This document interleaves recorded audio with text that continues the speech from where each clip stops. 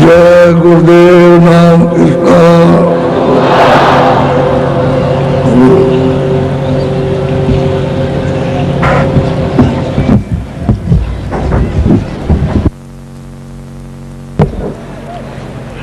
मंगेता द्वारे खड़ा,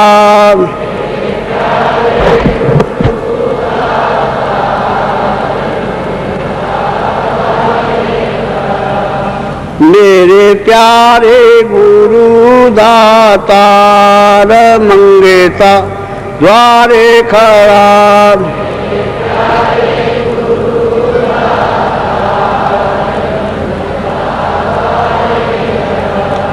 मेरा पुकार पुकार मेहर कर देखो जरा,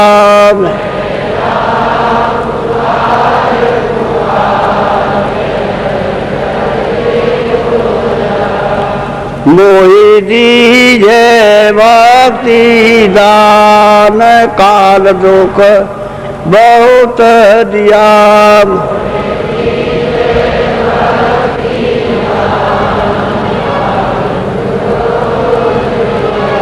मेरे तरफ उठी ये माँ दरस को तरस राम,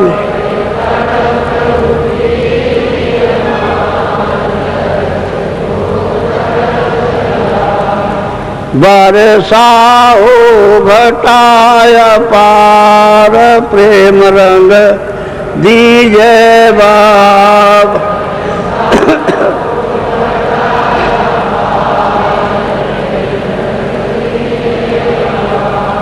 सुरते भीजे अमीर सदार, तन मन होवे हरास।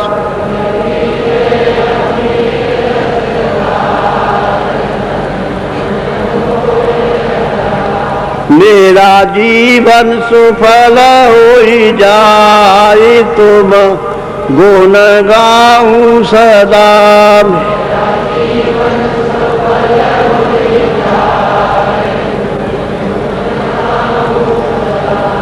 मैं नीच अधम नाकार, तुम्हारे द्वारे पड़ा।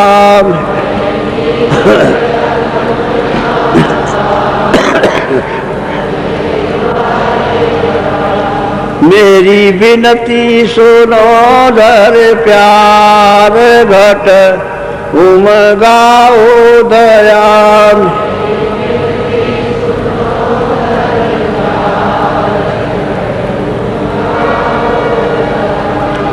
स्वामी जी पिता हमार, जल्दी पार किया।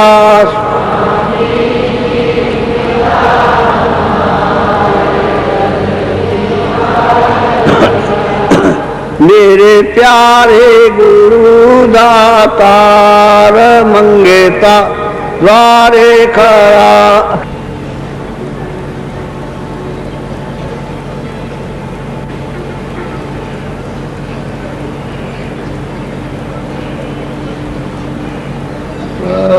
सतगुरु सतनाम तुम बोला प्रणाम, गुरु सतनाम तो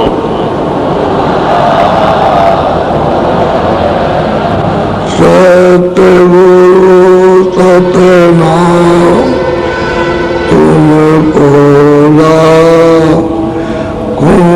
प्रणाम।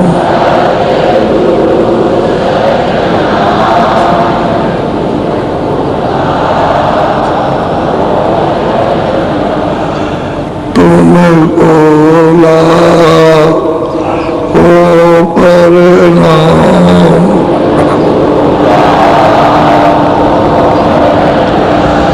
हर कोट में सूरज चांद सितारे,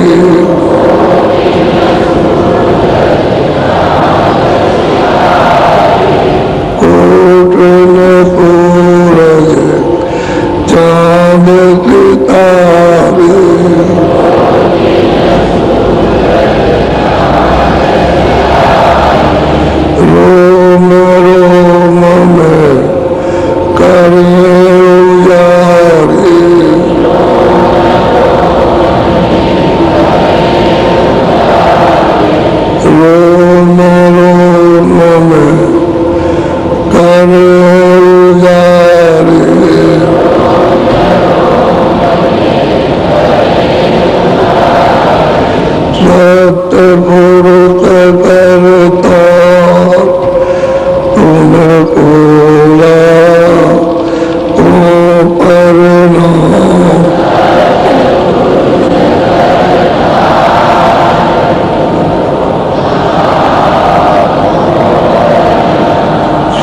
सतपुरुष करता तुम कोला ओ परनाम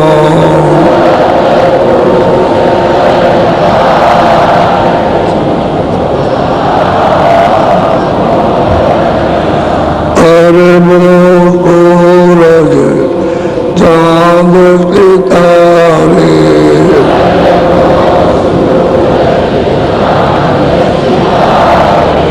अरबों सूरज चांद सितारे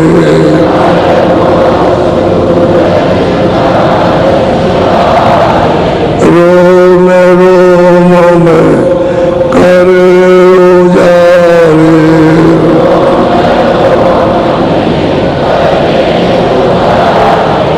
रोम रोम में करे उजारे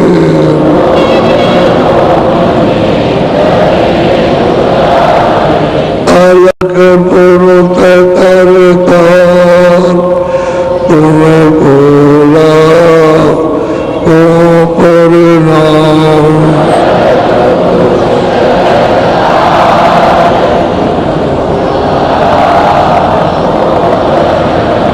खरबों सूरज चांद सितारे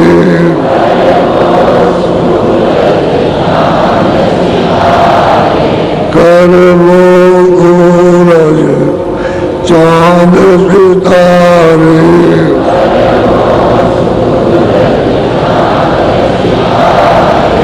रोम रोम में करे उजारे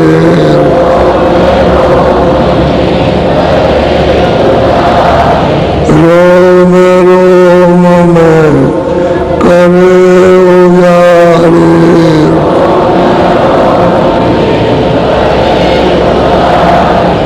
अगम पुरुष करता तुम कोला ओ परनाम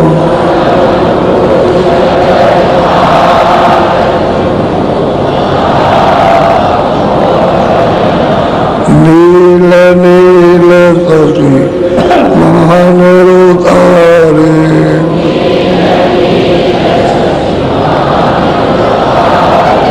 नील नील शशि महान तारे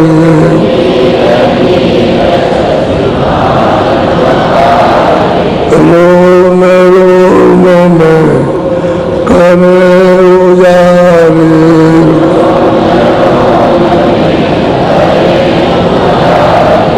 रोम रोम में करे उजारे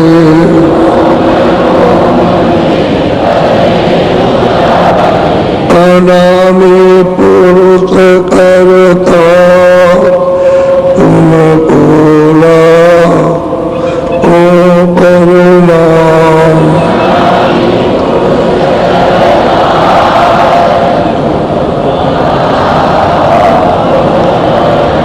अनामी पुरुष करता तुम कोला ओ परनाम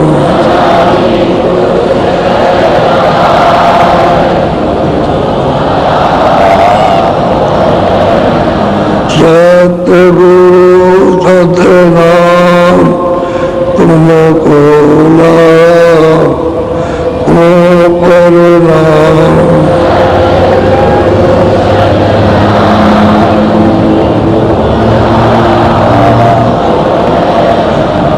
तुम कोला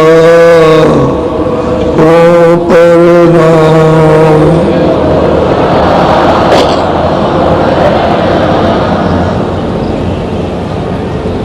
नहीं मिलेंगे तो आप कुछ नहीं जान सकते हो कि मैं कहाँ से आया हूँ, मेरा पिता कहाँ है। उसे आप न समझ सकते हो, ना उसके आनंद के लिए खोज कर सकते हो। जब वो आते हैं और अपनी दया करते, कृपा करते, तो साधक को, प्रेमी को ऐसा अपने को बना लेना चाहिए कि घाट पर बैठ के भीख मांगे। गुरु से भीख मांगता है घाट पर बैठ के, तो जो युक्ति बताई है उससे घाट पर हर रोज बैठ के भीख मांगे कि मैं भिखारी हूँ और मैं अपना दामन फैला रहा हूँ, आपकी कृपा हो जाए ताकि हमारा बोझा ये सब उतर जाए और जीवात्मा यहाँ से इस शरीर से निकल के और घाट पर खड़ी हो, तो वो दया करे। और तुम भिक्षा मांगने वाले तुम नहीं बनोगे, और ऐसे ही क्रोध और लोभ मुड़ रहेगा तो तुम भीख ही कहाँ मांगते हो। उस धन की भीख मांगना चाहिए दीन होकर के। और घाट पे सुनने जाते हैं कि मेरे प्यारे गुरु, यदि तुम दाता हो और मैं दान भिखारी हूँ, लेने वाला हूँ, तो मुझे आप अपनी कृपा का दान दे दें। सीधा भीख मांगने वाला होना चाहिए। ये नहीं समझे, वो तो शब्द रूप से सब जगह रहते हैं। सिर पर गुर को राखिए, चलिए आज्ञा मां। सिर पर गुरु को रखना चाहिए, उसकी आज्ञा में चलना चाहिए। शब्द स्वरूप ही संग है, शब्द रूप से साथ होता था।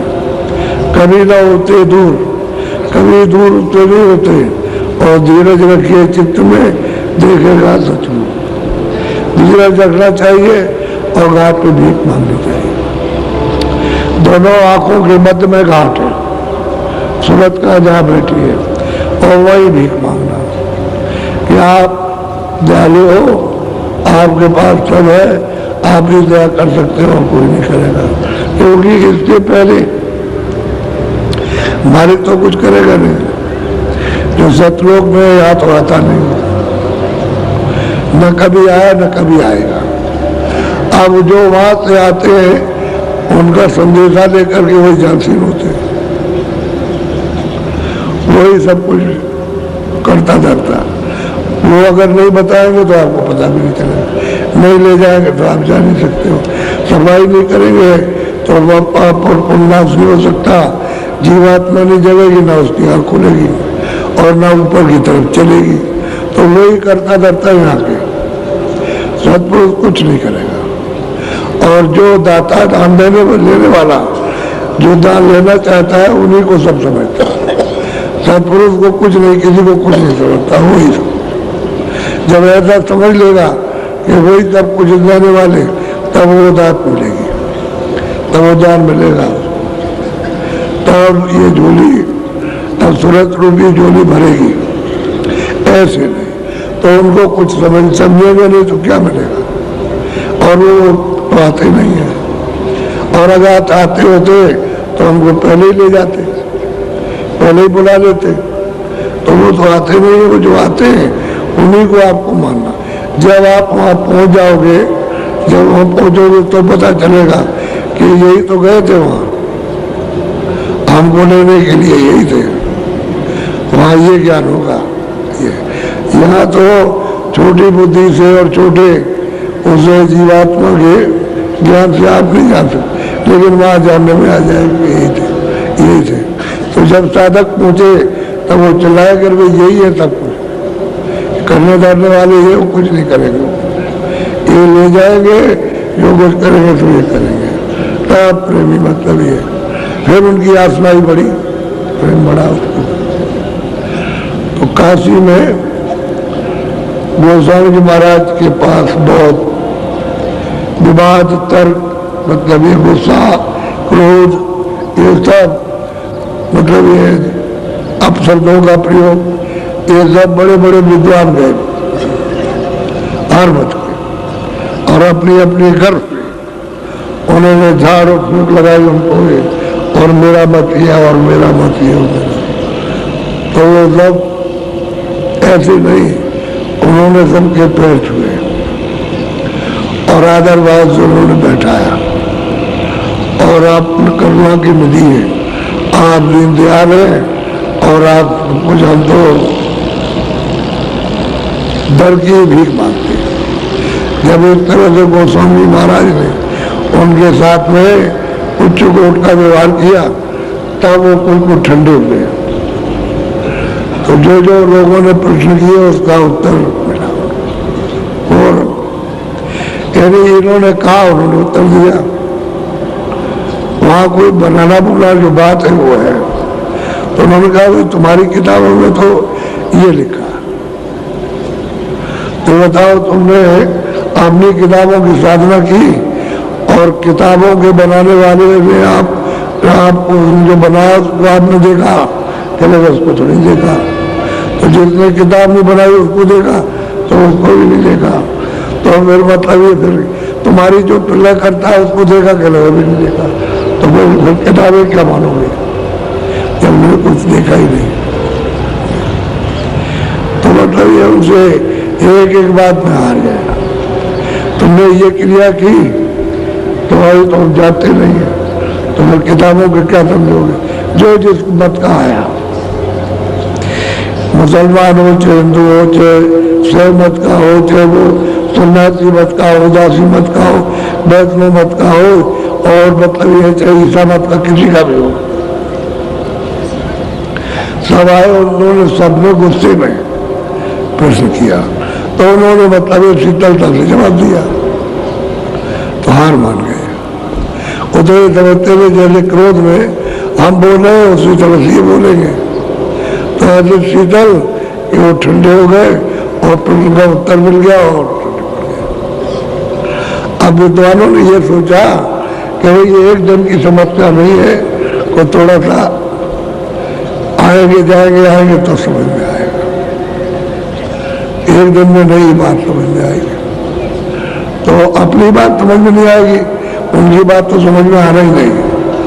तब इन्होंने ये मीटिंग की कि भाई कोई विद्वान काशी में ऐसा है, तो लोगों ने बताया कबीर पंथ सबसे ऊंचा बात है। तो वहां गए उनसे अर्जी की कि भाई हम लोगों को तो उत्तर मिल जाता है, तो हम लोग उसके आगे हमारी किताबों से कह देते हैं, हम बोल नहीं पाते। अपनी तरफ से कहे तो हम किताबों को उनको बताए, लेकिन वो पहले ही से कह देते हैं जो हम कुछ कहना चाहते हैं। तो हम आपका मत बहुत ऊंचा है, तो आप चलिए और उनसे पूछिए। तो कबीर मत के लोग गए उनके पास। अब थोड़ा सा वो सुन लीजिए, कबीर पंथी। अब कबीर मत तो रहा नहीं, तो कबीर का तो रास्ता सुरतों का है, मालिक के घर जाने का, तो वो उनका मत है। अब आपने फिरका बना लिया, एक जाति बना ली, तो मतलब उसको आप पंथ समझने लगे। तो आदमियों की जमघट जमात वो पंथ नहीं होती है, वो तो सुरतों के मालिक के मिलने का रास्ता वो संत पंथ है। तो वो तो ये सब भूल गए। अब कुछ नहीं है, उस स्थान पर बस गद्दी बैठा दिया, गद्दी पर अब तुम मानत हो गए, उसको उतारा तो उसको बैठा दिया, उसको उतारा तो उसको बस वो मानत हो जाता। अब ये गए तो थे पहले गुस्से में कि हमारा मत ऊंचा, हमारे मत को कौन जानता है और कौन कह सकता हमारा मत ऊंचा होता, और हम सबको हरा देते हैं। तो गए तो ऐसे थे हराने के लिए। तो जरा उनकी बात को सुन लीजिए, आप पढ़ो। फूलदास संग एक सारा, मन मुख और मान मद माता। फूलदास रहता था और उनको अपने मन में बड़ा मत मनमुख थे और मत थे जैसे हाथी की तरह से। वो अपने सामने किसी का कोई ज्ञान नहीं मानते थे, ऐसे मनमस्त थे। और वो अपने को कहते थे हम साधु साधु। अच्छा, इनके लाखों चेले, बहुत चेले थे इनके, लेकिन मन मुक्त थे, मन मस्त थे, जो कह दे बस बस वही बात है। अब ये गए वहां, अभी इस मस्ती में गए, हमारा कोई क्या करेगा, हमारे प्रश्न का उत्तर दे ही नहीं सकता, ऐसा कोई जहान में है ही नहीं है। इस अहंकार को लेकर के और मस्ती में गए। बोलो, ये बती दास ताई कर नामा, फूल दास देख घबराना। अब रेवतीदास जो इनका चेला था वो भी मनमस्त था, तो उससे ये डरते थे। फूलदास अपने चेले से डरते थे, वो भी मनमस्त था, वो भी कुछ नहीं गुरु को समझता था, ऐसे ही। तो ये दोनों के दोनों वहाँ, और कुछ जमात और कुछ पालकी वाले, कुछ चोर ढोंढने वाले, चोर उसको कि मक्खी गुरु महाराज पे न बैठ जाए, उसको चोर हिलाते चले, ऐसे करते करते। तो 4 आदमी इधर, तो 4 आदमी इधर, और 2 पालकी वाले उधर, 2 इधर, और पालकी में बैठ करके बस गए। तो पालकी तो गैर उन्होंने कुटी के बाहर उतार दी, और वहां से कुटी से बाहर, और मतलब ये नीचे रखवाया तो उतरे, और फिर सब के दबाए झुंड बना कर। बोलो, पुनि बोला मन में ऋषियाना, स्वामी अब चलिए स्थान। अब उनको प्रश्न करते बहुत देर हो गई, और उत्तर लेते देर हो गई।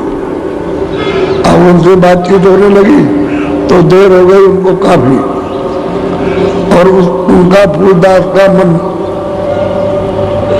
मुरझा गया, और दीन हो गए, और समझने की कोशिश करने लगे।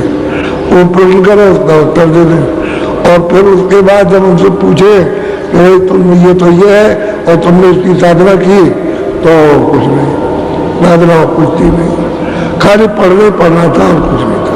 तो किताबों में जो लिखा था उसी को पढ़ लेते, उसी के तालमेल बैठाते।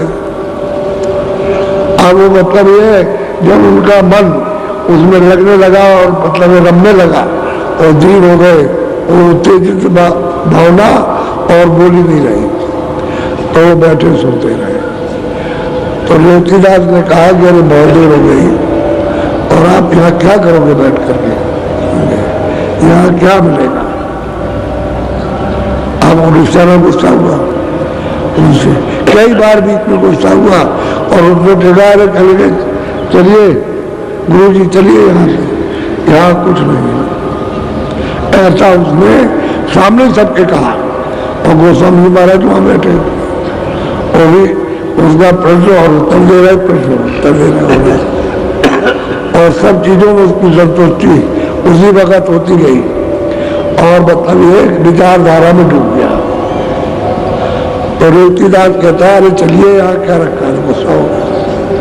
तो गुरु महाराज को नाराजगी आई, तो उन्होंने अपनी टोपी और सेली गले में डालते हैं कबीरपंथी, तो टोपी और सेली और माला, ये उसको कहा इधर आओ, उसको सिर पर रख दिया और गले में सेली डाल दी, और माला दे दी कि जाओ तुम कबीर चौरा स्थान पर तुम मानती करना, हमारी जब मर्जी होगी तब हम आएंगे, और नहीं तो जब वो चलने लगा टोपी और सेली डाल करके मस्त हो गया, उनका बन गए। अब क्या, जब चलने लगा तो उन्होंने कहा कि हम नहीं आएंगे। फूलदास ने कहा कि हम आस्थान बनी आएंगे, तुम अपनी मानती करना, अब पूरी आना। अब ये चला पालकी में बैठकर, अब इसको चोट डालने लगे इसकी। अब वो गुरु महाराज तो अलग हो गए, जो टोपी और शैली पहन ले बस वही पूरा गुरु हो गया, तो इसको पहरा दी गई, गुरु हो गया। अब वो कुछ नहीं रहे पूछता, और बच्चों पर चोट डाल के चल रहे थे। तो इतने रास्ते में सोचा कि इतने सुख, इतना आराम, इतने चेले, न धन की कमी है, न मान की कमी है, न इसकी कमी है, और न सेवा की कमी, इतने चेले सब मतलब हाथ में हाथ ये सेवा, इन्होंने सब सुख त्याग दिए। चेला रेतीदास सोच रहा कि सब सुख त्याग दिए, फेंक दिया और हमारे भांति रख दी, तो कोई बड़ी वस्तु पाई है, बड़ी कोई वस्तु पाई, इसलिए इन्होंने इसको छोड़ दिया।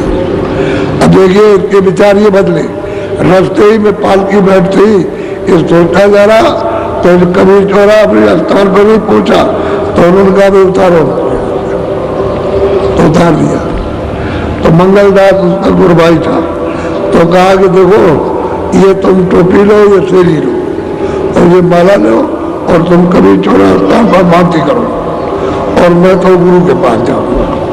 अगर उनको कोई चीज मिल गई होगी तो मुझे भी उनके पास मिल जाएगी, मुझको। बस उसने वही पालकी रखी और उनको पहनाया। अब वो सोचने लगे, नाराज तो हुए, लेकिन वो सोचने लगे कि भाई कभी चौरा स्थान तो सब बर्बाद हो जाएगा। तो टोपी और मतलब सेली माला लेकर के फिर बैठ गए। तो कहने लगे भाई अब जो कुछ भी हो सो हो, स्थान में भी रहने पाए। अब वो चले गए वहीं गुरुदास के बाद अपने गुरु के पास गए और वहां जाकर के गोस्वामी जी को प्रणाम किया। यहाँ से तो गुस्से में गया था, यहाँ तो बहुत नाराज होकर के गया था, इनके पास क्या, ये क्या, वो क्या, और तुम ये चलो, तो वो तो वही रह गए। अब वो चुपचाप कहने लगे मैं यही रहूंगा, मैं छोड़ के नहीं जा सकता हूँ, मैं इनके साथ ही रहूंगा, इनको कुछ मिलेगा तो मुझको कुछ मिल जाएगा। अब ये देखिए ये, और वो वहाँ कुटी बना ली, जंगल तो था ही, तो कुटी जगह से हटके बना ली, तो गुरु और चेला दोनों रहने लगे। अब वो सुनते सुनते सुनते सुनते तब मतलब ये है कि चेला ने गुरु का तब पूछा गुरु किसको कहते हैं, तो गोस्वामी महाराज ने उसको बोलो। फूलदास कहे आज में आवो, जो वह सब मेरे स्थाने जाओ। फूलदास ने कहा कि जाओ, तब लोग अपने अपने स्थान पर जाओ। अब यहाँ रहेंगे, जब हमारी मर्जी आएगी तो आएंगे, लेकिन चलते वक्त में कह दिया कि अब नहीं आएंगे। बोलो।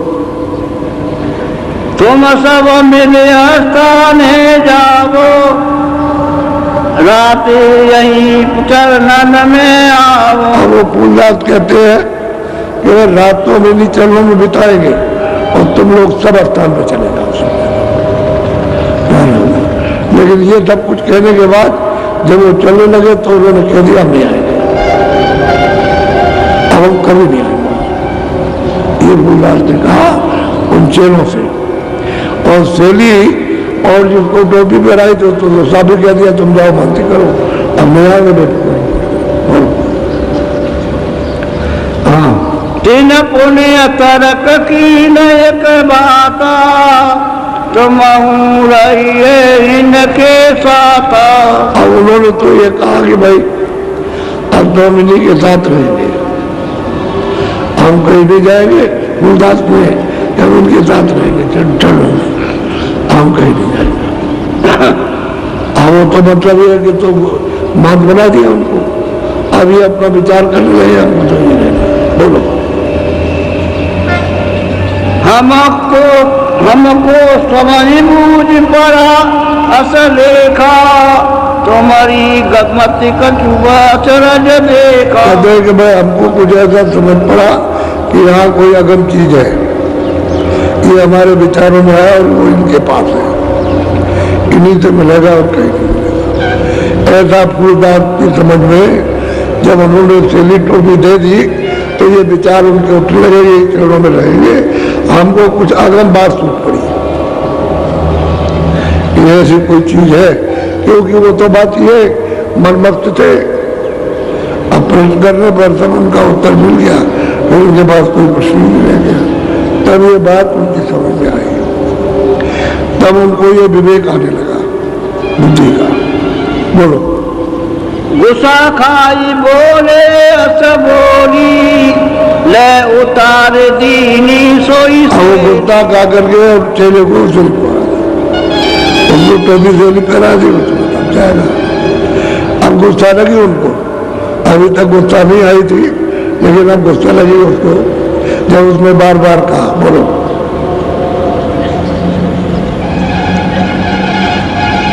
फूलदास दीनी ते आता, रेवती शीश नवायो माता।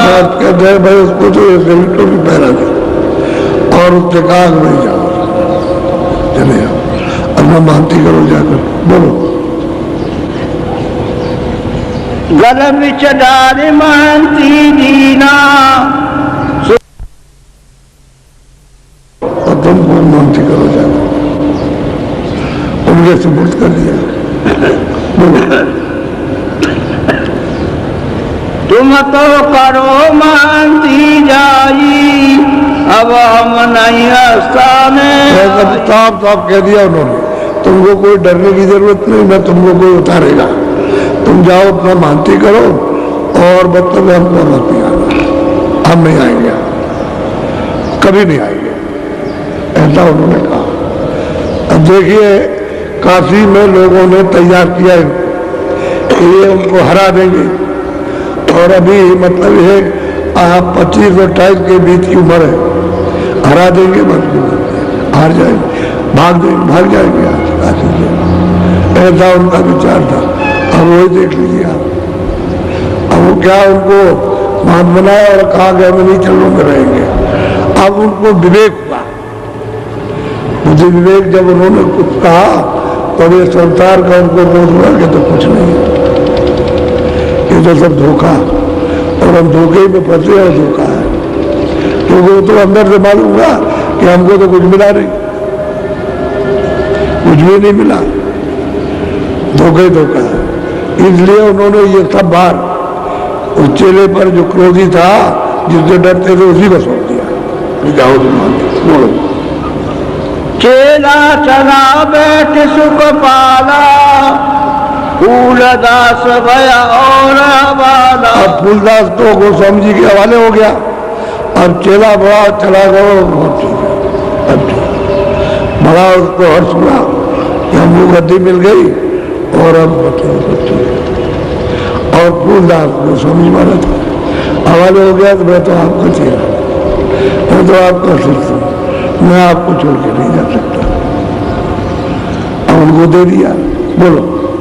चेला मार्ग बता विचारा, मन में सोच किया निकाला। चेला ने रास्ते में विचार किया और सोच कर रहा, ये सोच रहा कि भाई ऐसा गुरु महाराज ने क्यों किया, हमको ये क्यों दे दिया।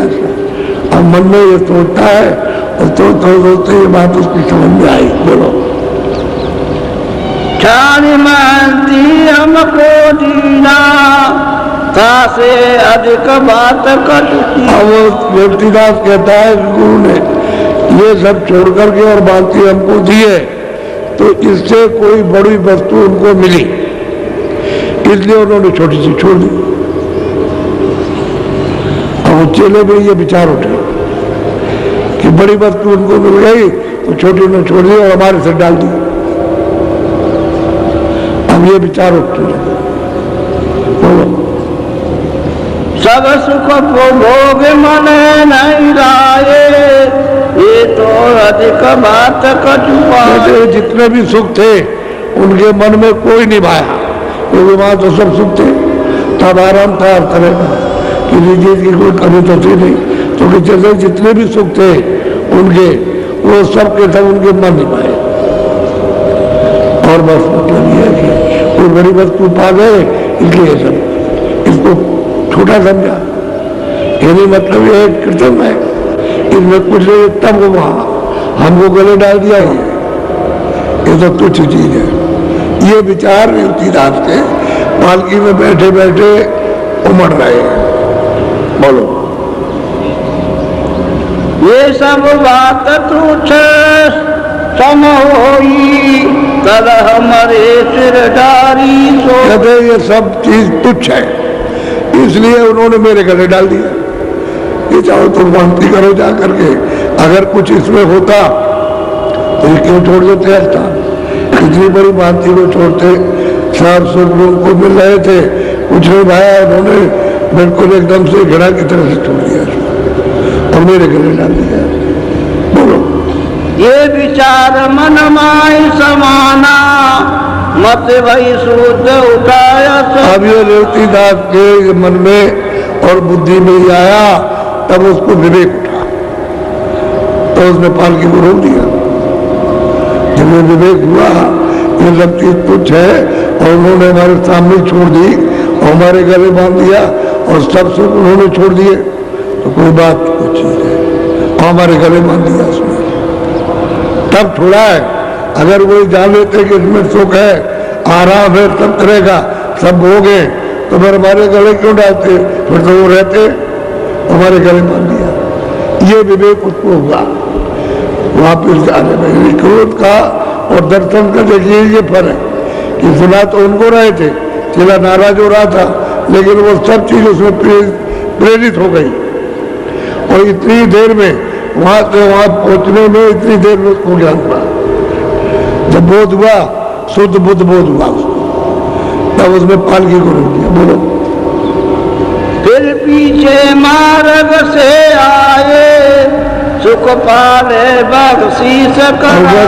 फिर पीछे जब उन्होंने थैली और टोपी दे दिया अपने मंगलदास को, गुरबाई को जो छोटा था, तब वो पीछे आए, लौटे, सब पालकी आलकी सब छोड़ दिया, थान छोड़ दिया, टोपी छोड़ दी, थैली तब और पीछे लौटे। बोलो, अवतार पर वहीं आ गए। बोलो, सब मिल के जाओ आस्थाना, हम महंत संग उपजो ज्ञान। कहते तुम जाओ स्थान पर मानती करो, गुरबाई से कहा, और हमको तो ज्ञान उपजा है तो हम मांत के साथ ही रहेंगे। ये रेवतीदास ने कहा, हम उनको अब नहीं छोड़ेंगे, उन्हीं के साथ में। अगर उनको ज्ञान उपजा है, उनके ऊपर दया हो जाएगी तो मेरे ऊपर भी हो जाएगी।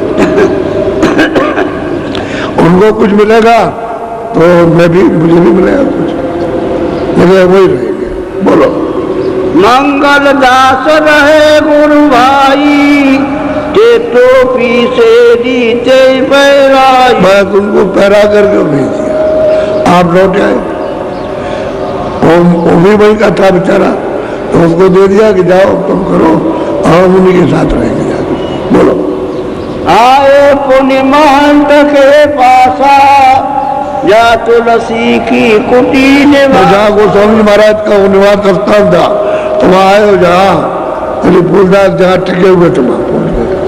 कह रहे ये क्या किया, कह रहे हमको अब जरूरत नहीं, हम तो आपके साथ रहेंगे। साफ कहा उसने कि अगर आपको कुछ मिल जाएगा तो मेरे ऊपर भी दया हो जाएगी, सीधा कहा।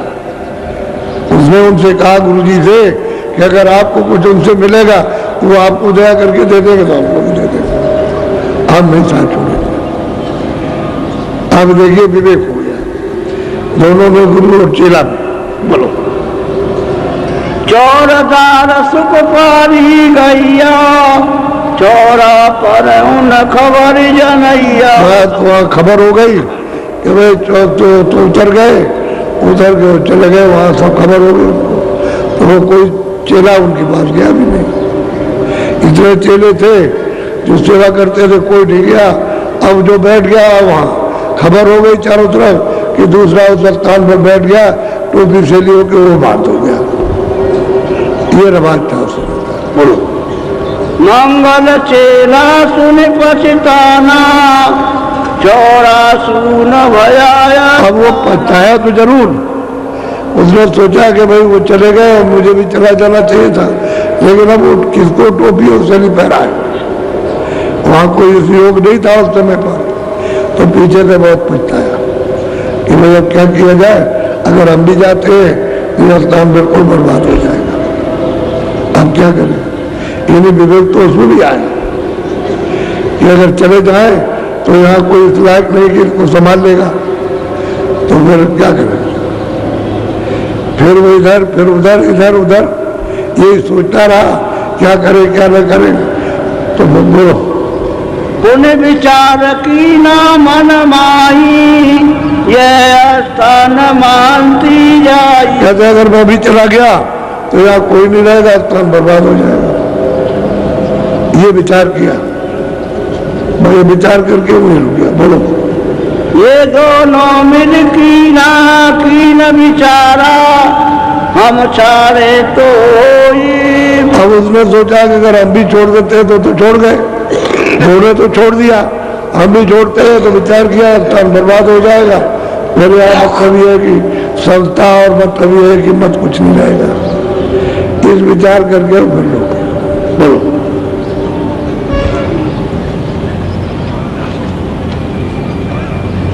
जो कछु होई सो होई, अब निभाव न बने न। कहते भाई जो कुछ होगा वो तो अब होगा ही, लेकिन ये निभा देंगे तब चलो जो कुछ होगा सुनता रहेगा। तो वहीं पर स्थान का महत्व हो गया, कबीर चौरा स्थान का। और ये लोग हमेशा के लिए निकल गए, ये वहां रोज नहीं जाएंगे कभी। बोलो, मंगल मन में बहुत परेशाना, शेरी पहर बैठी स्थान। बस पछताया तो जरूर है, लेकिन उसने टोपी थैली पहन ली, वह स्थान पर बैठ गया, अब वो महत्व हो गया। बोलो,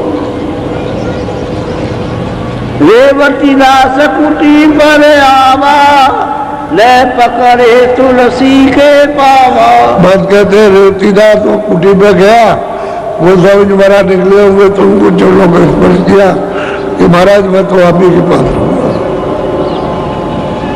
मैं कहीं नहीं जाता। हाँ बोलो, रेवती दास बोले असबानी, मैं रहूं इनके संग स्वामी। कहते उन्होंने हाथ जोड़ के प्रार्थना की कि जहाँ पर ये जिनको मैं गुरु मानता था वो जा रहेंगे तो वही आदेश दीजिए, मैं भी रहूंगा। ऐसा उसने कहा रीतिदास ने, वो स्वामी जी थे। तो ठीक है, रहो, क्या बात है, रहो। वो तो देंगे ही उनको चीज जो कुछ है। जब बोध हो गया, जब ज्ञान हुआ और प्रेम आया तो देना ही है। तो रहो आप। बोलो, कुटी सामने कुटी बनाई, दोनों रहे कुटी के बस कुटी के सामने कुटी बना ली और दोनों वही रहने लगे। वो हृदय तो आता ही जाता था, उसका तो घर था, उसमें तो कोई कुटी बनाई नहीं थी, वो तो मुख्य सेवा ही करता था। हृदय जो था वो तो पहले ही राजापुर से था, राजेपुर में उनकी सेवा करता रहा। कभी गया, कभी नहीं गया, कभी रात रात में रह जाए, दिन दिन में रहे, कभी काम पर जाए नहीं, तो वो तो उनका पक्का था। वो तो काशी में उसका करता, तो अपना आता जाता था और सुबह समझ देता था, वो तो था ही वहां पर। लेकिन उन्होंने कुटी के सामने कुटी बना ली और वही आज्ञा लेकर के वही रहने लगे। बोलो, रेवती दास दीन दिल जानी, स्वामी से पूछूं। अब उसके मन में विचार उठा कुछ पूछे, तो उसने कुछ पूछा। अब हमने उम्र आई कि हमने पूछा कि भाई ये मतलब गुरु और चेले का क्या है, गुरु और चेला कहते किसको, ये वो स्वामी महाराज से पूछा। बोलो, गुरु चेला कर कैसा लेखा, सो स्वामी मोह कहो विषय। जोड़ करके प्रार्थना की कि गुरु चेला का जब संबंध हो जाता है तो उसका फिर क्या होता है। गुरु चेला का हो गया तो पूछ रहा अपने गुरु का और अपना चेला, कि हम उसके साथ हो, हमारे साथ हो गए तो हमारा उनका क्या होगा और उसका संबंध कैसा रहेगा। बोलो, नहीं कोई गुरु नहीं कोई चेला, बोले सब में एक। और वो स्वामी महाराज कहते हैं भाई कोई गुरु नहीं और कोई चेला नहीं है, इनमें सब में उसी सत्पुरुष की जीवात्मा है, सत्पुरुष की सूरत है, सत्पुरुष की रूह है, न वो कोई चेला न कोई। उन्होंने पहले ही कहा कोई चेला और कोई गुरु नहीं है। और सही बात यही है कि कोई चेला कोई गुरु नहीं है। अपने विकारों का तो गुरु है और विकार निकल गए तो कोई गुरु कोई चेला नहीं। वो तो किसी से भी अगर शुद्धि सफाई कराना है तो उसके सामने न जाना, धोबी के पास भी जाओगे तो कहेंगे अरे भाई धोबी, तो हमारे कपड़े बड़े गंदे दाग लगा है, तो तुम जरा सा इसको साफ कर लेना। उससे भी नम्रता से कहोगे, डांट और डपट के नहीं कि हम डंडा मारेंगे, ऐसे नहीं, बहुत प्यार से कहोगे हमारा ये कपड़ा धो देना। तो वो तो ठीक है, वो तो भाव अच्छा है कि अपना धुलाई गंदगी कराना है तो नम्र होना, लेकिन जब धुल जाएगा तो न गुरु न चेला। तो कहते हैं कोई गुरु और कोई चेला नहीं है। गोस्वामी जी महाराज उसको समझा रहे हैं। बोलो। एक बोल सब माई मिराजा, गुरु चेला दो हित कर साजा। कहते हैं गुरु दोनों, इसमें कहते हैं कि उसकी सत्ता तो सब में विराजमान है, सब में। उसका रूप जो है वो तो सुरते है, वो तो यहाँ रूप में आ गई गंदगी में, इसलिए उस सब में विराजमान है। इसलिए उसमें भी, पशु में भी, पंछी में भी, सब जगह, क्योंकि इसी से ट्रांसफर होता है उनका, इसी शरीर से वहां जाती है कर्मों के अनुसार। तो जीवात्मा तो सब उसी की है, हम भी उसी के और आप भी उसी के, बस ये है। तो नवा कोई गुरु है, नवा कोई चेला, वहाँ कोई गुरु नहीं है, कोई चेला। तब में बोले एक अकेला, एक ही है। बोलो। चेला होई नीक विधि भाई, गुरु होई 84। अब गोस्वामी जी महाराज कहते हैं चेला बहुत ठीक है कि भाई मैं आया अपने विकारों को दूर करने के लिए, अज्ञान को दूर करने के लिए, या जो हमने पूरा अच्छा किया है, कर्मों को किया उसकी सफाई के लिए। तो मतलब ये जो गंदगी लदी है, जुग जुग से गंदगी लगती आ रही, तो उसको कौन धोएगा, कौन माफ करेगा। तो चेले का भाव तो ठीक है, गुरु है। लेकिन अगर गुरु बना के मैं गुरु हूं तो 84 चाहिए, वो 84 जाएगा। चेला तो अपने भाव से ठीक है, इन्हें हमने गुरु किया अपने भले के लिए, अपनी शुद्धि के लिए किया, अपने ज्ञान के लिए किया है। हमको रास्ता नहीं मिलता है, रास्ते के लिए हमने किया। लेकिन अगर जानकार वो कहता है ये मेरा चेला और मैं तेरा गुरु हूं, वो जाएगा 84, वो नहीं बच सकता। ये गोस्वामी महाराज उसको रेवतीदास को जब उसने प्रश्न किया गुरु और चेले का क्या संबंध, तो वो बता रहे हैं कि भाई गुरु रहेगा कि मैं गुरु और ये मेरा चेला, तो 84 जाएगा, मेरे को वो नहीं बच सकता। तुलसी में तू जो तर भजे दीन गति सोई, गुरु बनवे जो शिष्य को साध कहावे। वही बात है कि मैं जो अहंकार है कि मैं गुरु और तू चेला है, उसको कह दे तज दे। और दीन गति से, दीन गति यानी भिखारी बनकर के सबसे छोटा, और वो उसके साथ मतलब नपता है, और नपते तो है, क्योंकि मतलब है कि वहां तो देखते हैं कि भाई ये तो मालिक का रूप है। जब तक विकार है तब तक दो है, और विकार जब दूर हो जाएगा तो एक है, दो नहीं। यही सूरत जब शब्द मिल गई और शब्द का रूप हो गए तो एक हो गए। तो कहते हैं गुरु कैसा होता है, जो सच्चा गुरु होता है। गुरु नवे जो शिष्य को और साथ कहा कहते हैं उसमें अपना अहंकार घमंड गुरु छोड़ दिया, और दीन गति सबसे छोटा एवं सबसे छोटे। तो कहते हैं कि वो हमेशा लगता रहता है, और न वो अपने को गुरु समझता है, न वो चेहरा समझता है। तो कहता है भाई फंस गया, इसकी मदद की जाए किसी तरह से, तो ये निकल चले यहाँ से। तो कहते हैं नहीं गुरु नहीं चेला, उस सब में बोले एक अकेला बस उस सतपुरुष जी। अब ये उन्होंने जो भेजा तुमको को, ये रूप को नहीं कहा। अब वो तो जब उनको बोध होगा तो नबेंगे, जब तक बोध नहीं होता तब तक कहता मैं गुरु और मेरे ही चेले। तो कहते हैं ऐसे गुरु 84 जाते हैं, चारों खानों में, पशु पंछियों की योनि में चले जाते हैं। बोलो। तुलसी कह रेवती सुनो, कहो कबीर मुख बात, कह कबीर सब में बसो, वो गुरु चेला। रेवतीदास तुम स्थान में बैठ करके गुरु की बात सुनते हो और कहते हो कबीर तो सब में बस रहा, सब में कबीर। उसकी किताबी में लिखा कि मैं सब जगह हूँ, कोई ठौर हमसे खाली नहीं। कहते हो कबीर तो सब में, कबीर तो मालिक है, नाम कोई यहाँ शरीर का नाम नहीं है। तो कहते हो तो सब में बस रहा, और तुम वहां गुरु और चेला कह रहे हो। सब में बोले एक अकेला। अब उन्हीं की किताब और उन्हीं के सिर मर दिया, अपनी तरफ से उन्होंने कुछ नहीं कहा। ये गुरु और चेले का सब मत बता रहे, नहीं गुरु नहीं चेला। अब बता रहे अब वो तो गुरु भी वही बैठ गए, तो गुरु चेले का दोनों का ही हो रहा है। यानी वो भी सुन रहा है, चेला भी, दोनों गुरु कुलदास और इलाज दोनों वही, ये सब सुन रहे हैं। बोलो। कह कबीर सब माहि विराजो, सब में किया सभी में सब। अब वो कबीर साहब किताब में कहते हैं कि मैं सब छोड़ हूँ, सब जगह हूँ, और कबीर ने ये सब विस्तार किया। ये सारी रचना उसी ने की है और किताब में बिल्कुल ये साफ है। और तो यहाँ गुरु और चेले की बात, गुरु चेला कबीर तो कबीर बस रहा, उसी का ये विस्तार है, सत्पुरुषी का ये विस्तार है। अच्छा, उनकी सत्ता यहाँ से निकल के चली जाए तो कोई विस्तार नहीं, कोई रचना नहीं। और बगैर जीवात्माओं के बेरवा सूरत के कोई रास्ता न 84 की रचना हो सकती है, न मनुष्य की, न यहाँ कोई काम हो सकता। क्यों?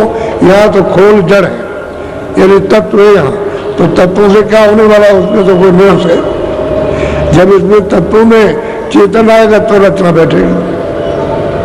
तो कहते हैं सब जगह तो मैं रहता हूँ, कोई जगह मुझसे खाली नहीं। तो गुरु चेले की बात क्या रही, कुछ नहीं रहा। बोलो। ये कबीर हम कह कबीर हम सबके माही, सब हम किया सभी सब कहते हैं कि हम सब में है और सब हमारे किया हुआ है और हम सब में रहते हैं, क्योंकि दिया तो उसी ने, काल को भी, महाकाल को भी, उसमें सबको अपने सुचों को भेजा है, सामान दिया है, तो वही तो आया, सूरत तो वहीं से आई। अब ये ऊंची मंजिल बैठी है, उसको कह दिया अच्छा तुमको ये हमने दिया, अब तुम उस पर ये करो। जैसे एक छोटा घर बड़ा आदमी होता है परिवार में तो मालिक समझा जाता है। अब दफ्तर में जाइए कि अच्छा जिले का मालिक ये देखेगा, आप सबको देखेगा, इसी तरह से प्रांत का मालिक बना दिया जाता है।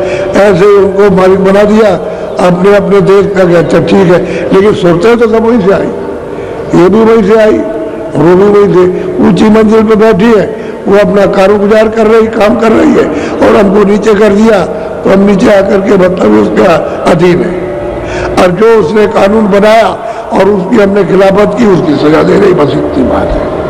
और अगर निकलना चाहो तो कहता है कि ठीक है तुम हमारे देश का करना, पाप पुण्य चुका देना और चले जाओ।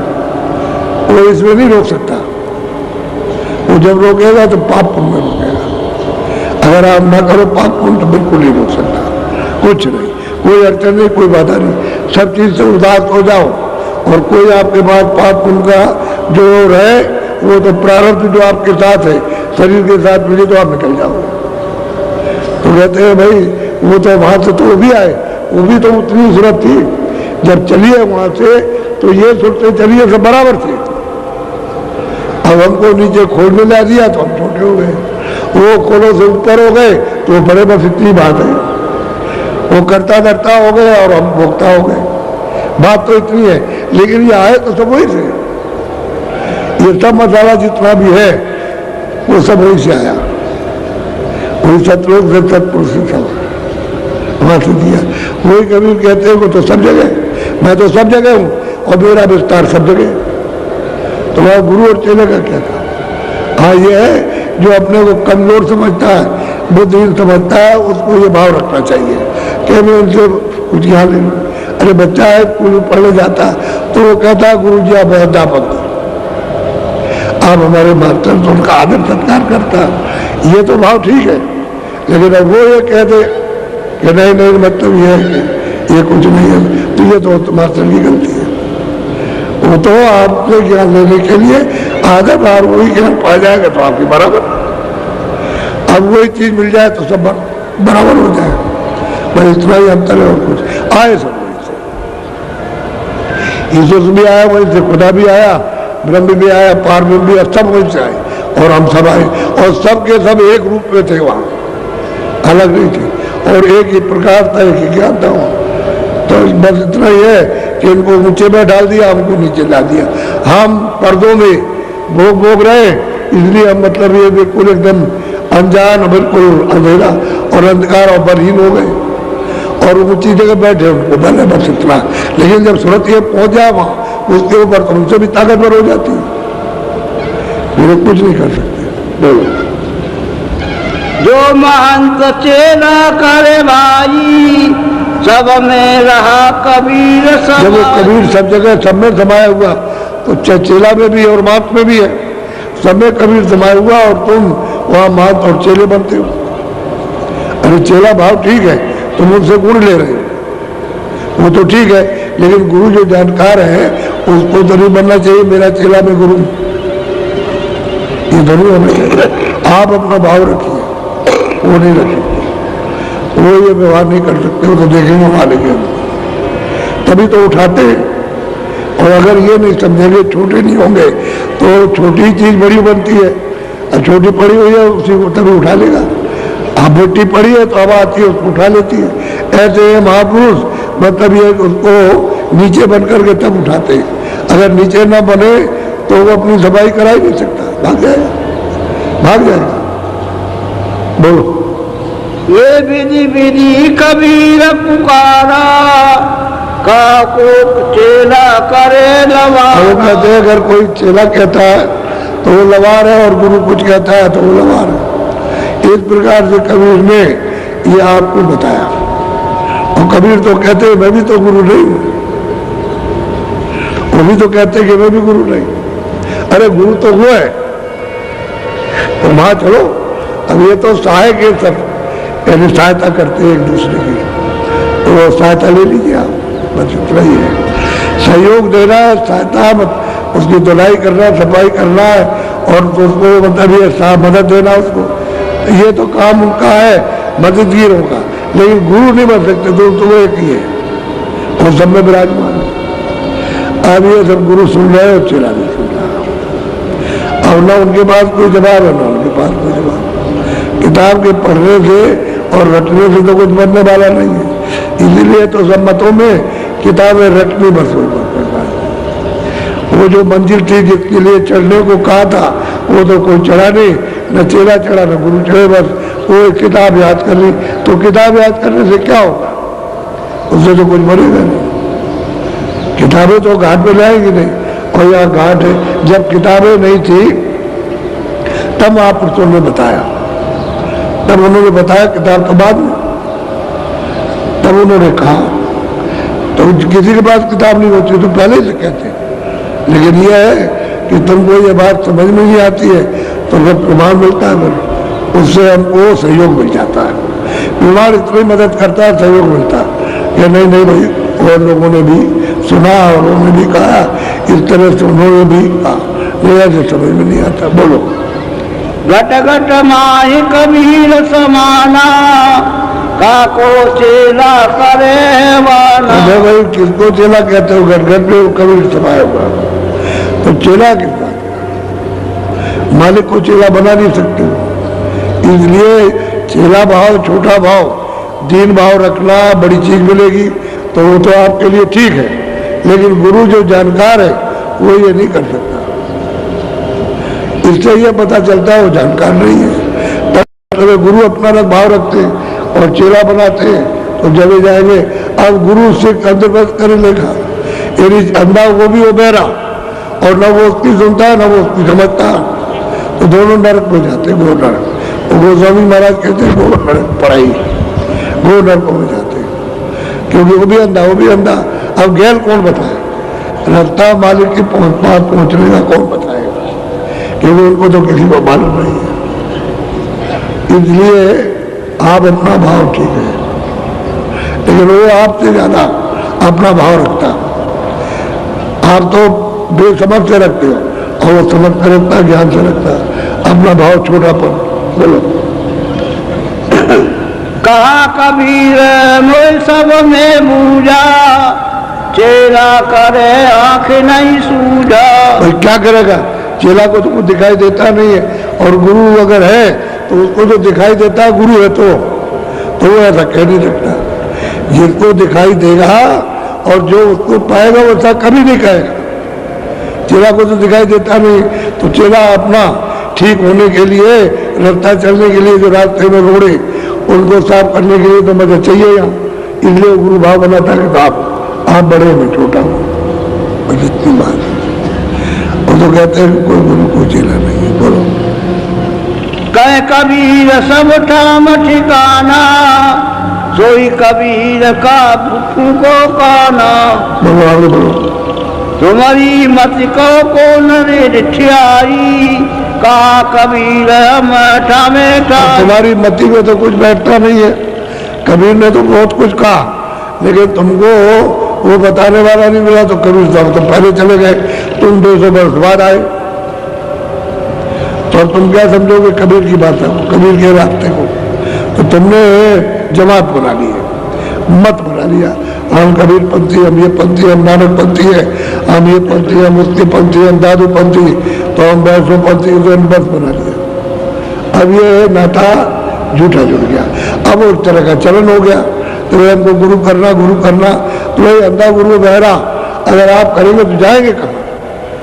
इसलिए कहा था महापुरुषों ने कि खोज करो, कोई मतलब सुझा का, कोई देखने वाला कोई गुरु मिल जाए तो रास्ता आपको बताएगा और फिर दिखाएगा। अब अंधा अगर मिलेगा तो तुमने क्या देखा और उसने क्या देखा, दोनों अंधेरे में रहे।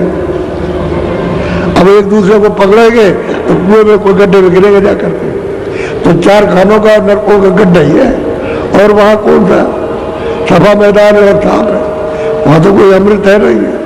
इसलिए दोनों के दोनों अंधे हैं। तो समझ बूझ की बात कि भाई खोज करो, कहीं ना कहीं मिल जाएंगे। जब वो मिल जाएंगे तो आपको मतलब ये फिर रास्ता देंगे, तो जब रास्ता बताओ तो चल पड़ो, सीधी सीधी बात है। बोलो। तुम्हारी मत को कौन ठिड्या हिराई, कहा कबीर हमारे। और वो कहते हैं फूलदास देवदास, तुम्हारी मति तो हिरा गई, कबीर ने कुछ कहा तुमको समझ रहे हो। उन्होंने तो कहा था कि मालिक के पास चलो, ये काल का देश से निकल चलो अपने देश में, और तुम कुछ सोचने लगे, तुम यहाँ मानती हो चेहरे बनाने लगे, ये मानती चले गए, तुम्हारे काम नहीं आएंगे। बोलो। वो कहते हैं इस तरह का व्यवहार है। चेले ने देखी कितनी बड़ी ऊंची बात कही कि गुरु का और चेले का नाता क्या है। इसके माने एक झूठा नाता, क्योंकि वो भी अंधा ये भी अंधे, तो दोनों के झूठे नाते हो गए। वो समझता है मेरी गति होगी, और वो मतलब अपना काम सिद्ध कर रहा, वो भी अंधेरे में, वो भी अंधेरे में, तो दोनों में तो कोई नहीं गया, दोनों के दोनों ऐसे रह गए, तो वो चले जाएंगे खानों में। बोलो। कहो कबीर सब माही समाना, गुरु कबीर की करो बखान। कहते हैं कि भाई तुम कबीर का बखान करते हो तो सब जगह मौजूद है, तुम अलग अलग कबीर को क्यों करते हो, तो सब जगह बस रहा, सब जगह है, और तुम अलग अलग समझते हो। अब ये प्रश्न का, एक के प्रश्न का उत्तर गुरु को भी मिल रहा और चेले को भी मिल रहा। जो गुरु चेला दोनों थे तो दोनों को मिल रहा, उसका प्रश्न था उनका भी उत्तर मिल रहा है, उसको भी मिल रहा, दोनों को बताया जा रहा। ये नहीं कि उसको छोड़ दिया तो उसको छोड़ दिया था, नहीं। बोलो। तुम कबीर को स्वामी मानो, उन्हें वाको चेला ठहरा। और कहते हो तुम कबीर को कहते हो स्वामी और फिर उसी कहते हो चेला है, वही स्वामी और वही चेला, ऐसा नहीं हो सकता। ऐसा नहीं कि वही चेला हो जाए और मतलब स्वामी हो जाए, तो तुम ये भाव रखते हो अपना। बोलो। कस कस ज्ञान तुम्हारा भाई, भूल न अपनी देखी आई। और वो स्वामी महाराज कहते हैं कि भाई तुम्हारा ज्ञान किस तरह का है, यानी तुम अपनी भूल नहीं देखते हो कि मैं कहाँ जा रहा हूँ। वो भूल मिटाना चाहिए था, और तुम मतलब भूल मिटाते नहीं हो। और तुम्हारा ज्ञान किस तरह का, फिर तो तुम्हारा बातों का ज्ञान है, खाली जबान का ज्ञान है कि पढ़ दिया और बातें रट लिया, उसको कह दिया, उसको कुछ नहीं करना धरना कुछ नहीं है। तुम्हारा ऐसा ज्ञान है झूठा, तुम्हें अल्प ज्ञान है छाया का। बोलो। ऐसा अगम निगम का ज्ञान सुनाओ, अपने घर की भूल न पाओ। अब बात यह है कि बात तो तुम कहते हो कि भाई इधर से उधर है, उधर से उधर, वहां पहुंच जाओ, वहां पहुंच जाओ, और ये और बात कुछ नहीं जानते हो, ना उधर जानो ना इधर जानो, और कहते हो लोगों से कि हम मतलब ये बहुत कुछ जानते हैं और हमारा मत बहुत ऊंचा है। रहे अंधेरे में, आंखों के अंधे, चेला भी अंधा और गुरु भी अंधा, और बात करते हो उनकी। उन्होंने तो ठीक लिखा ऐसे चलना। हम किताबें अगर किसी की सुना दें और तुम किताबों को पढ़ो, उससे क्या मिलेगा? वो तो तुमने भी सुन लिया, हमने भी सुन लिया, उसमें मिला तुमको क्या और हमको क्या मिला? तो ये किताबों का लेखा जोखा नहीं, ये तो करने का लेखा जोखा है कि जिन्होंने किया है उन्होंने कोई किताबें नहीं लिखी थी। किताब तो जब पालेंगे तब लिखेंगे। जैसे शुरू में कबीरदास आए तो फिर कुछ लेकर के आए, किताब तो लेके आए नहीं थे, तो जब उन्होंने देखा तो किताब लिखी। ऐसे जितने भी महात्मा आए पहले उन्होंने देखा तब बाद में किताब लिखी, और बहुत ऐसे भी आए जिन्होंने कोई किताब नहीं लिखी। बहुत आए उन्होंने प्रभाव दिया, किताबें लिखी और आप बताया और लोगों को पहुंचाया, तब लोगों ने कहा कि भाई मैं भी पहुंचा। जब तक प्रेमी न कहे कि वह पहुंच गया तब तक उन्हें मानेगा कौन? जब प्रेमी पहुंचता है तभी मानता है। तो अंधेरे का काम तो अंधेरे करा, उजाले का उजाले का। तो ये सब बड़े प्रेम से समझा रहे, उनको उनकी समझ में आ गया। समझ में आया तभी रुक गए, तभी छोड़ दिया। बोलो। नहीं कोई तुमको पकड़ने हारा, शोधन शब्द समझ अब कहते हैं तो साहब जी महाराज कि तुमसे कोई कहने वाला तो है नहीं है कि तुम ये क्या कह रहे हो, ये क्या कह रहे हो, समझ गए? तो कहने वाला कोई होता तो हमको पकड़ लेता, आ करके फंस गए। अब तो करने वाला कराने और कहने वाला वो सब आ गया, सुनेगा भी वो कहेगा भी। तो पहले तो तुमसे किसी ने कहा नहीं और अब ये कहा जा रहा है। अब सुनने वाले मिल गया, अब वो रुचि के साथ और प्रेम के साथ सद्भाव दीनता से सुन रहे हैं। अब उनके सब उनके विकल्प और जितने भी संकल्प से सब खत्म हो गए। यही होता है। बोलो। सासे सील पोल तुम दाई, पकड़े तो कछु जवाब न आए। कहते भाई सीलता तो होनी चाहिए। अब तुम मतलब ये है कि अपनी बात नहीं समझता, उन्हीं के किताब की बात समझा रहे हैं।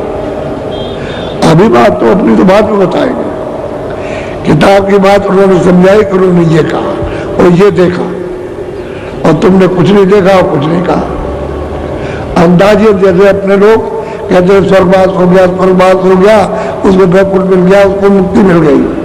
जो गंगा जी में स्नान करके मरे उसको मुक्ति मिल गई, और बैतरनी पार हो गया। तब इनसे पूछा जाए कि भाई तुमने बैतरनी देखी है जो पार हो गया? ना उसने देखी ना आपने देखी, और बैतरनी पार हो गया और स्वर्गवास हो गया और वैकुंठ में चला गया, ये कहावत हो गई।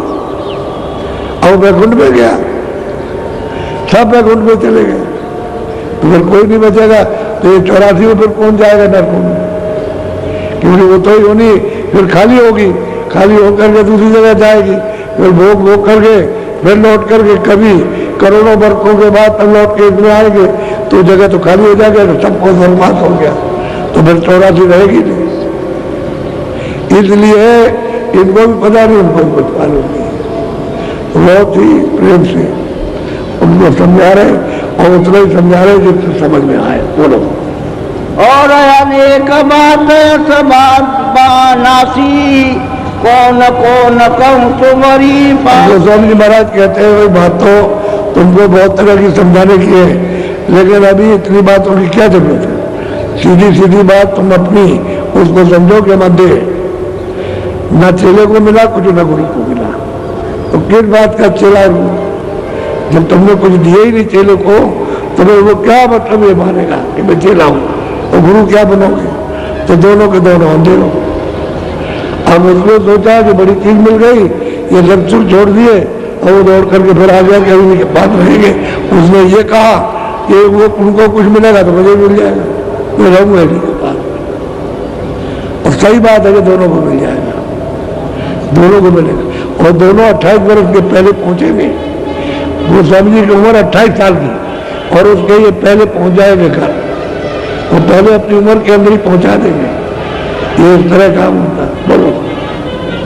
कह कबीर मुख साची बानी, तुम अब समझ कछु परख न जा। कहते हैं कबीर ने तो सच्ची बाणी का उच्चारण किया, हमने उस बाणी को परख नहीं पाया। क्यों? कि अंदर रास्ते नहीं चला हमारा। हम अंदर रास्ता चलते हैं तो आँख खुलती तो हम तो देखते जाते तो सब स्थानों को, वहाँ के धनियों को प्राप्त करते, और प्राप्त करते जब चलते तो मतलब पार जाते, तब जाकर के सत्य देश में सतलोक में उसका दीदार दर्शन होता, तब तो ठीक था। तो वहाँ तो तुमने कुछ किया नहीं, तो सत्यवाणी को तुमने नहीं परखा, न पहचाना न पहचाने कोशिश की। और सत्यवाणी बोलने के बाद सत्य रास्ता जिनके पास है उनके पास तुम गए भी तो नहीं। तुम तो वहाँ करके चली टोपी पहली मत मानते बात, जैसे उस अंधे को मानते बना दिया तो वो तो बेचारा भाग गया है, फिर उसने दूसरे को मर दिया। अब वो जितने रहेंगे उतने सब अंधे ही रहेंगे, वहाँ कोई सुझाव का नहीं रहेगा कि वो चला हुआ होगा जब पहुंचा होगा। तो कहते सत्यवाणी तो तुमने पकड़ा नहीं कि उसमें क्या कहा था, सत्य क्या था। अब ये झूठी चीज पकड़ ली, बोलो हार गए। उन्होंने भेजा था कि लौट के आएंगे, हमको सुनाएंगे काफी बात। अब वो वही रह गए, वो चेला और गुरु सब वही रह गए, वही के वो सब छोड़ दिया। यानी जो कुछ पकड़े थे मानती की ये धन दौलत सुख, वो सब छोड़ दिए, वही रह गए। और लबोट पे न कबूल है, यही है दोनों के दोनों ऐसे तोड़ करके चले, ऐसे माला और उसको टोपी को ऐसे फाड़ देंगे जो पैरे रहेंगे, और फाड़ के इनके सामने रोएंगे, ऐसे आंसू की धारा बहाएंगे, तब इनके हाथ में आएगा वो। यही फाड़ा पूरी करेंगे, सब फाड़ देंगे, बिल्कुल कुछ नहीं रहेगा। नंगे हो जाएंगे तब फिर वो पहराएंगे, समझ गए? चाहे फटे हुए पहरा दे, चाहे ला करके पहरा दे, कहने भाई इसमें रास्ता तो है नहीं कपड़ों, इस टोपी में माला में तो रास्ता नहीं है। माला तो शरीर के ऊपर है, उसमें रास्ता है, तो शरीर के ऊपर चढ़ोगे तो रास्ता पा जाओगे। तो ये बताएंगे उनको रास्ता, तभी वही साधन करेंगे। और वही दोनों ने साधन किया, ये दोनों जाएंगे ऊपर, तब फिर से वर्णन करेंगे, तब इनके सामने सत्य आएगा, तब ये कहेंगे कि हम नहीं समझ पाएंगे, हमको कोई बताने वाला नहीं मिला, वो राह दिखाने, तुम यही कहेंगे। फिर तो ये बड़ा मतलब ये मिलना चाहिए पूरी। आप लोगों से कहा जाता है, कोई कहता है मैं 50 साल से पूजा कर रहा था, अब मैं कैसे छोड़ दूं? अरे भाई तुम ये समझो कि पूजा का ये था कि सबकर फल खगनाए किया, करिए राम पद पंकज में। कहते भाई प्रभु के चरणों में अगर तुम्हारा मतलब जुड़ाव हो जाए और तुमको मिल जाए तो उनका फल है कि प्रभु मिल जाए। यानी कर्मों का सुकर्मों का फल ये है कि वो मिल जाए, और आप उसमें फल गए 50 बरस हो गए, तुमको ये नहीं मालूम हुआ कि 50 बरस कर्मों का फल कि महात्मा मिल जाए। ये क्यों नहीं समझा आप? ये बताने वाला, वार्ता बताने वाला मिल जाए, इसलिए सुकर्म किए जाते हैं। चिड़िया इसलिए चुंगाई जाती है, लोगों की सेवा की जाती है कि तुम्हारा दिल गमगीन हो जाए, यानी दीन हो जाए तुम्हारा, और छोटे हो जाओ, सबकी सेवा करो, सबकी, तब वो महात्मा आ जाएंगे उस सेवा से, मिल देंगे आकर के कि भाई सबकी सेवा करता है। जैसे उन मिल गए गोस्वामी जी उस कन्या को, उसकी देवी जी को, तो मतलब ये वो सबकी सेवा करती थी, उसका फल हुआ कि देखिए उसके बाद पहुंच गए, और 28 वर्ष के अंदर उस मालिक को उन्होंने प्राप्त कर लिया। सेवा इसलिए की जाती है, सब कर फल खगनाए किया, उसका जो पुण्य निचोड़ करके आ जाए, ये महापुरुषों की प्राप्ति हो जाए, जिनसे रास्ता मिल जाए, और आपकी आंख खुल जाए और चल पड़ो। आंख बंद रहेगी कोई नहीं जा सकता, आंख खुलेगी तभी जाओगे देखते।